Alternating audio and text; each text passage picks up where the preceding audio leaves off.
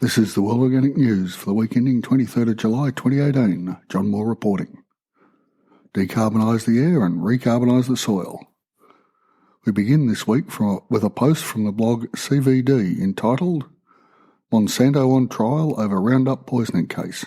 Quote, keen gardeners everywhere will be watching the outcome of a court case in the United States, in which a former school groundsman who is dying of cancer says the manufacturers of a well-known weed killer caused his illness. The 46-year-old father developed skin lesions, and the disease which is now slowly killing him after spraying gallons of the herbicide Roundup as a school groundskeeper for 2 years in California, end quote. As we know from the Agent Orange, tobacco and asbestos lawsuits, this sort of thing is difficult to prove. Yet as far back on the 25th of March 2015, World Organic News blog posted a piece entitled WHO, that is the World Health Organization, weed killer ingredient probably causes cancer. So there may be some evidence to support this poor man's case. This case is the first of many brought forward that have been allowed to go to trial, alleging a link between glyphosate and non-Hodgkin's lymphoma. Despite the tragic situation this man and his family finds themselves in, I can only hope this may be the first chink in the bulletproof appearance of Roundup and glyphosate. If Monsanto, and now their new corporate identity Bayer, have evidence of connections between their agricultural chemicals and illness, they really should produce them. These things have a way of coming out eventually. It could be that the substances were never tested for long-term effects, and therefore there is no documentary evidence, which would be even more irresponsible. But shareholder value. From CBS Chicago, quote, if it loses this battle, Monsanto and its new corporate parent, German chemical giant Bayer, which closed its $60 billion acquisition earlier this month, could face billions in lost revenue. Monsanto doesn't break out sales for glyphosate. Roundup delivered $4.8 billion in revenue in 2015. In its latest fiscal year, Monsanto cited higher global sales of glyphosate for helping lift total revenue by 8%, end quote. So you can see the incentive to maintain the status quo. Now to a happier subject from the blog Let's Clear the Air, entitled Renewable Energy, Storage is the Key. Indeed, storage is the key. I've covered this a few times with particular emphasis on pumped hydro. From the Post, quote, we can't rely on renewable energies because the sun doesn't always shine and the wind doesn't always blow. To the ordinary Jane, ordinary Joe, this argument against renewable energy integration into the electricity mix seems to make sense. How can an electricity system that needs to provide power to consumers whenever they require it depend on technologies whose fuels, that is the sun and wind, aren't available 100% of the time, end quote. Which is a fair point. The obvious answer is, of course, storage. The Post goes on to discuss 7 storage ideas. 1. Pumped hydro. 2. Compressed air. 3. A flywheel.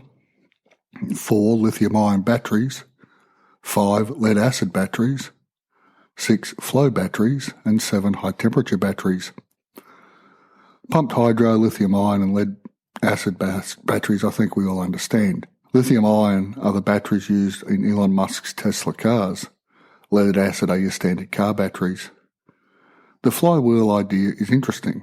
Quote, flywheels store energy as a rotational kinetic energy by accelerating braking a rotating mass. Flywheel systems have a high power potential and are most useful for short-term storage applications, end quote. It is true flywheels do involve movement, so friction will work its way into the equation.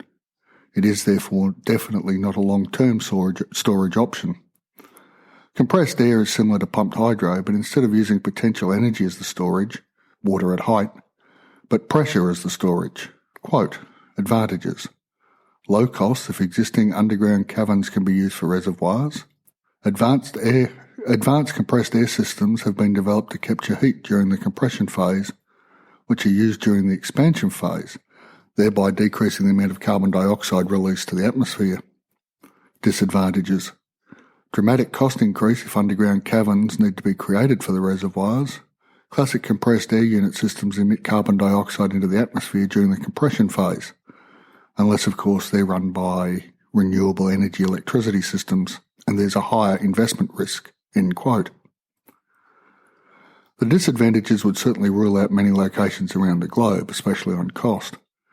Pressure itself is a problematic idea in that leaks within the system lead to serious inefficiencies and possibly dangers.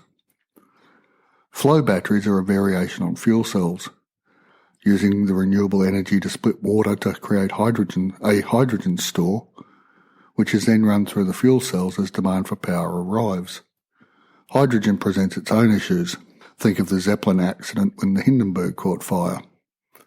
Hydrogen is also difficult to contain, particularly in metal vessels, as it makes them brittle.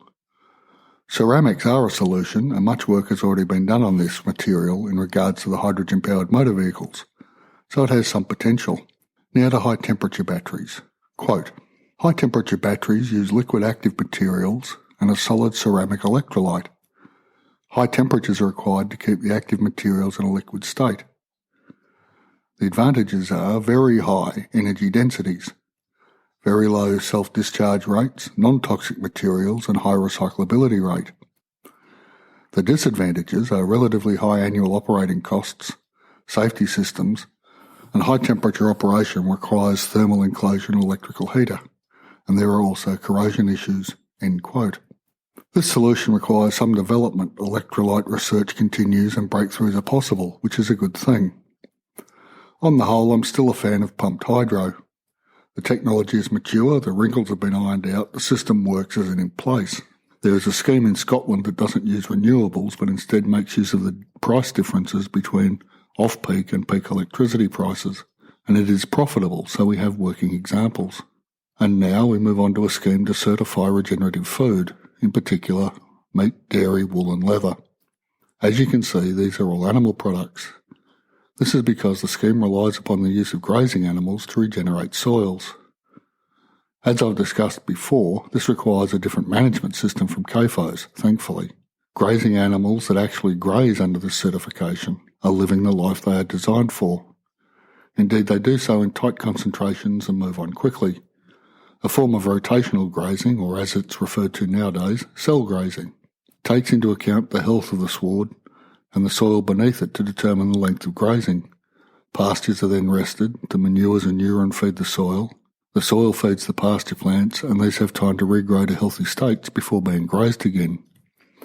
Think wildebeest, gnu, zebra and gazelle on the Serengeti and bison herds in the North American prairies. The certification is called Land to Market. Quote, the world's first verified regenerative sourcing solution for meat, dairy, wool and leather affirms that products from the Ecological Overview Verification Seal come from land in which soil health, biodiversity and ecosystem functions are all improving. End quote. And if soil health, biodiversity and ecosystem functions are all improving, then so too are soil carbon levels increasing. And on that happy note, I'll draw this episode to a conclusion.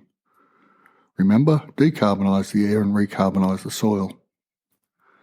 As a podcast listener, you may be thinking of producing your own podcast, but you're not sure where to begin. Drop over to mrjohnmoore.com and pick up the free checklists I've written to help you get started. I'm also doing presentations twice a week and putting them up as podcasts under the show name Pod Thoughts to help you through the process. Link in the show notes, details at the website mrjohnmoore.com. A transcript of this episode is available at worldorganicnews.com. Thanks for listening, and I'll be back in a week.